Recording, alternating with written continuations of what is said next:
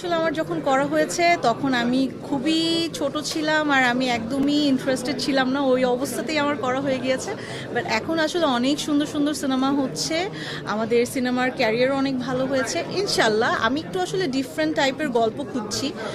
সিনেমার অফার আসছে না যে তা না, অনেক অফার্স আসছে, বাট আমি একটু ডিফারেন্ট টাইপের ক্যারেক্টার প্লে করতে চাই যেভাবে আমাকে কেউ আগে কখনো দেখেনি।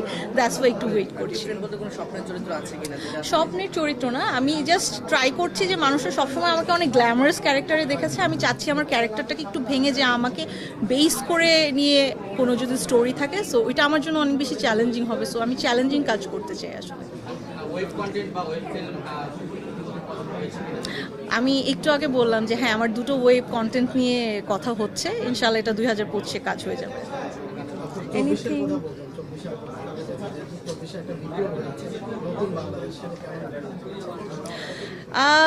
নতুনদের হাতে তো সব কিছু একটা সময় ছেড়েই দিতে হয়, নতুনরা না আসলে নতুন করে নতুন সম্ভাবনার সৃষ্টি হয় না। সো গুছিয়ে নিতে একটু সময় লাগবে, বাট আই হোপ বেটার কিছু হবে। আমি বাংলাদেশের কাছে অনেক ভালো কিছু এক্সপেক্ট করি। এটাই। এই যে সিন্ডিকেটের কখন শিকার হয়েছেন কিনা, যে বিগত সরকার আমলে যে যারা আপনাদের আর্টিস্টরা ছিল, ডিরেক্টর ছিল, প্রযোজক ছিল, কোনো কাজে কোনো বাধা পেয়েছেন কিনা? ভাইয়া, সিন্ডিকেট আসলে সব জায়গাতেই থাকে, বাট এগুলাকে কেয়ার করলে আসলে কেয়ার করা হয়। আমি একটা জিনিস খুব মনে প্রাণে বিলিভ করি যে আজকে আমি শখ আপনাদের সবার সাপোর্টে, আমার দর্শকের ভালোবাসায়, প্লাস আমারও একটুখানি আমি মনে করি আমি হয়তো বা একটু ভালো কাজ করেছি যে কারণে আমাকে সবাই অ্যাকসেপ্ট করে নিয়েছে।